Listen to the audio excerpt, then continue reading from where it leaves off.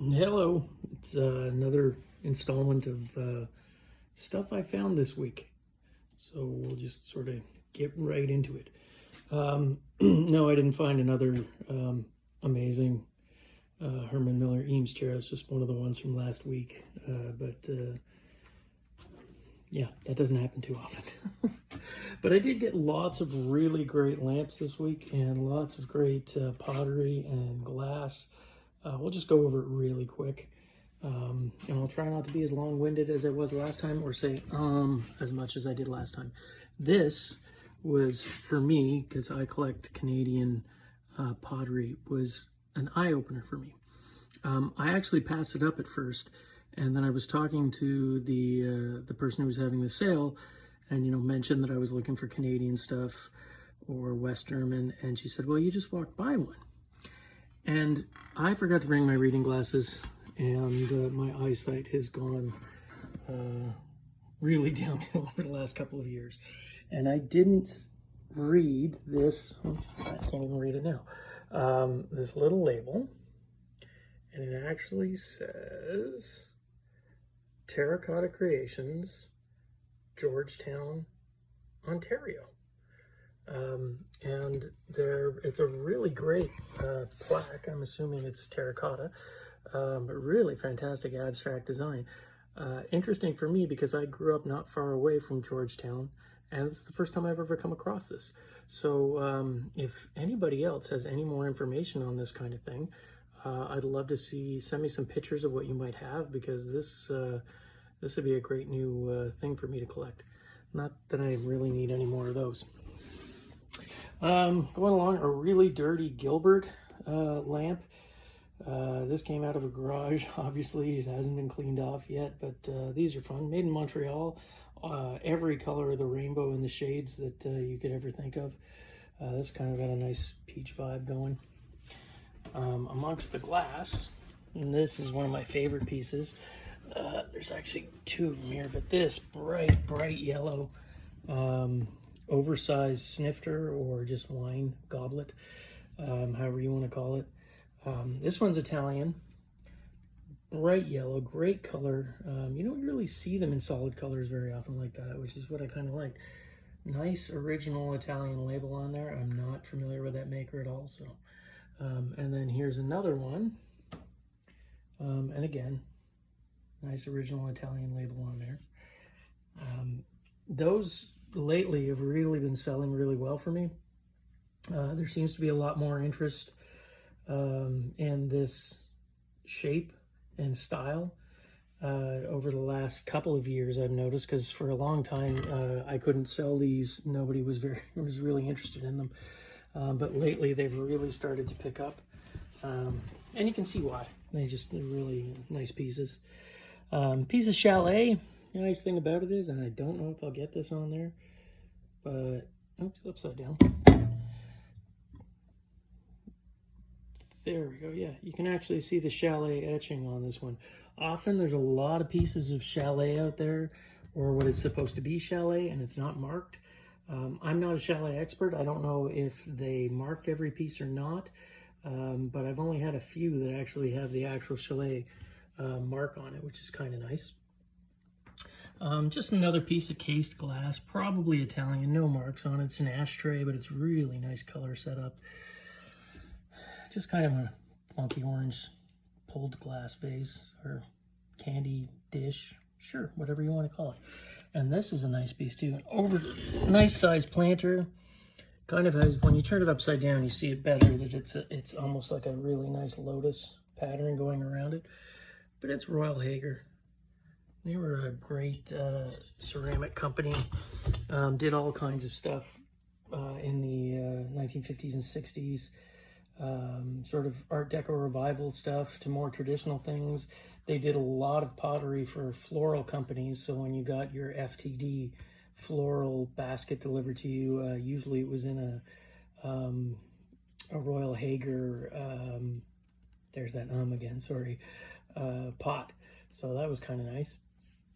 A couple of really gaudy, hideous lamps. They're not the most hideous lamp that I got today, but they're certainly up there. But I kind of like them. That solid, probably just pot metal down there. They'll clean up nicely. They're kind of cool. They've got a kitschy vibe to them, which is kind of nice. I managed to find another oversized West German floor lamp. This, I don't know the actual name of this, but I've always called it the seashell pattern. I've seen it in several different sizes and different colors, because they made them. If you look on the bottom of this one, excuse me, because I'm shooting this with one hand again, you can see a number there. It's 482, so that would be the shape number, and 50 is the size, usually indicating 50 centimeters, because, you know, it's German, European. And there's the West German mark. No company sticker on it, or actually company sign on, but still, really great piece. Another one that I picked up, and you know, it's a Karsten with a Karsten label on there, West German again. Gorgeous colors on it, really nice.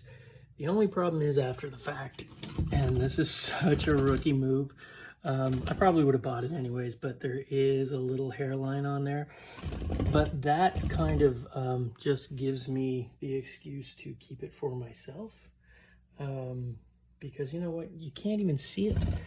Even if you look that close, you can't, and plus from that view, it's not visible whatsoever. So, and it's a nice size too. What else? Oh, yeah, these. A pair of really nice Laurel lamps. I believe they are teak, possibly walnut, but I'm leaning towards teak. I still haven't cleaned them up or really spent a good time looking at them yet. And brass. What I believe to be the original shades that came with it too are both there. The labels are on the actual socket themselves there. Get in there and show you what that looks like. Laurel Lamp Company. Laurel was one of the really nice, well-known lamp makers in the United States in the late 50s and all the way through the 1960s, as far as I can tell. The problem with Laurel is that they produce such great lamps that a lot of times some major designer names have been attached with them that it turns out never worked for Laurel. Classics are Maurizio Tempestini is one. He did a couple of Brutalist, well, he didn't do them, but there were a couple of Brutalist brass lamps that his name became attached to. Gerald Thurston, everything gets attributed to Thurston pretty much. If you go on sites like firstdibs.com, obviously the prices there are quite a bit inflated than what you could ever expect. And part of the problem is that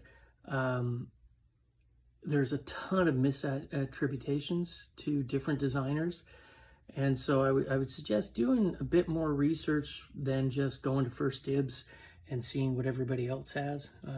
Maybe try to find 2 or 3 other sources. There are lots out there. And yeah, I actually made the mistake of misattributing a lamp to Tempestini, and the son of Harold Weiss and Richard Barr, who were the gentlemen who formed the Laurel Company, contacted me, and he has a great Instagram page. If you just search Laurel Lamps, it should come up, and he's basically trying to correct a lot of those misattributions. He's not being, you know, terrible about it or mean in any way. He just wants to make sure the right information is out there. And, you know, Richard Barr and Harold Weiss were the guys who designed primarily those lamps. And from his son's research into all the paperwork in the company that they have, there's no connection between Tempestini and that company whatsoever. Same with Gerald Thurston. So yeah, do a bit more research. Try to get 4 or 5 different sources if you can. I know sometimes it can be really hard, but the internet's a great tool, so take the time to try to find it. It's a great teak lamp. Obviously, it's going to need a new socket. I'll rewire that. But just a really nice one. It's probably got quite a bit of age. Sculptural top here. Fair amount of age, just because that brass there, grommet in the middle, has got some nice surface patina, or other people just call it tarnish, but yeah, you know. So that was a nice piece to pick up. The other thing that I got today, which again didn't bring my glasses. When I first came across these, I thought for sure that when I looked at the markings that I would be looking at something made in Denmark. The shapes are really nice. They're fairly heavy and fairly solid. That is rosewood with tiny little rivets on the sides. And here we'll show you. Again, the shape is a little bit more elegant than most of your cutlery. It's a full set, and it comes in this really nice teak box. So I was fully expecting when I got home and actually got my glasses to look and to find, you know, Denmark on there, or one of the Scandi countries. No, it is actually Thailand. And after doing a bit more research, I found that Thailand in the 60s produced a lot of cutlery sets in bronze, which is what these are, and rosewood, and they did all kinds of shapes. I haven't been able to find another with these sort of elegant, more modernist shapes. But yeah, that was a great surprise. It's a full complete set, oversized spoons up there, and just really quality work. Again, not the kind of thing you would expect to find from, you know, a Danish designer, but nope, Thailand. Who knew? And then, yeah, the final piece, and perhaps the best, and here we go. We'll go all the way up, all the way up. That is an amazing, oversized, super kitschy lamp. I just think this thing is amazing. Obviously, I haven't cleaned it or anything, so it's covered in dust.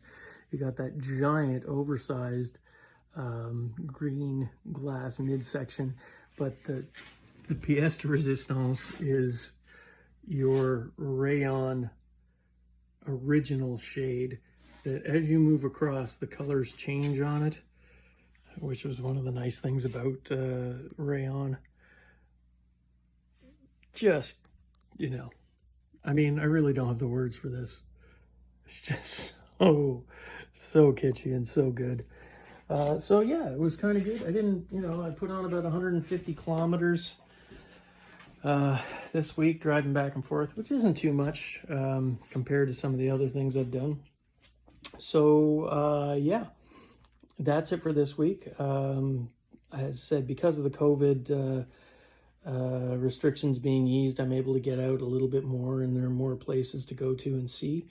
And more people are willing to allow you to come into their house and pick through their collections now. So hopefully there'll be a few more of these videos. I don't think they're going to be every week, but you never know. So yeah, if you guys could like the channel and even subscribe, that would be fantastic. Or just share it with a friend or two, and give me any kind of feedback other than, hey Jay, quit saying so much. That isn't going to change. All right. Hope you guys are having a good day. Cheers.